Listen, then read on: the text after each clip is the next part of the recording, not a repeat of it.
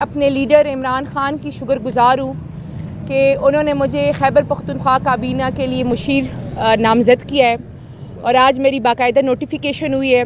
ख़ान साहब ने कहा है कि इंशाअल्लाह हम जो हमारा मकसद है रियासती मदीना वाला, हम आवाम के फ़लाह के लिए काम करेंगे और सबसे पहले हम खैबर पख्तूनख्वा में तमाम जो पनागाहें हैं, तमाम लंगर खाने हैं वो खोल रहे हैं और जो आवाम के लिए, आवाम के फ़लाह बहबूद के लिए वो हमारी प्रायोरिटी होगी और इंशाअल्लाह खैबर पख्तूनख्वा को हम एक रोल मॉडल सूबा बनाएंगे और जो हमारे मैंडेट पे डाका डाला गया है उसको रिवर्स करा के इंशाअल्लाह बहुत जल्द पूरे मुल्क पे इमरान ख़ान की हुकूमत होगी, जिसकी शुरुआत आज हो गई है कि पेशावर हाई कोर्ट ने मखसूस नशिस्तों का जो फ़ैसला था इलेक्शन कमीशन का, उस पर स्टे दे दिया है। बाकी बातें ब्रेस सेफ साहब करेंगे। थैंक यू, बहुत शुक्रिया जी।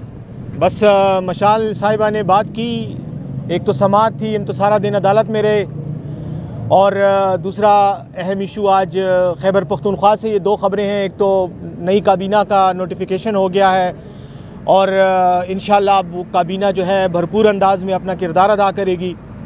बाकी ये जो रिज़र्व सीटों वाला मसला है, इस पर खैबर पख्तूनख्वा की तरफ से तो एक अच्छी ख़बर आई है, लेकिन इंशाअल्लाह हमें यकीन है कि ये बारिश का पहला कतरा होगा।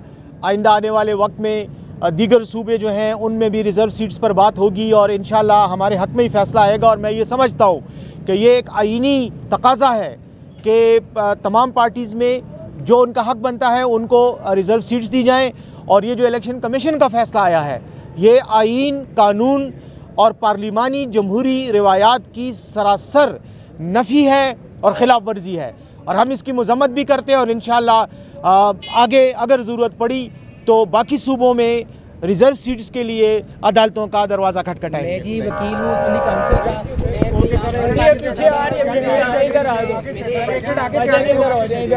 मैं बताना चाह रहा हूँ ना, मैं इस केस में पेश हुआ सुन्नी काउंसिल वाले केस में, सुन्नी काउंसिल वाले केस में पेश हुआ, वो ऑब्जर्व सीट्स वाले केस में, वहाँ पर मैं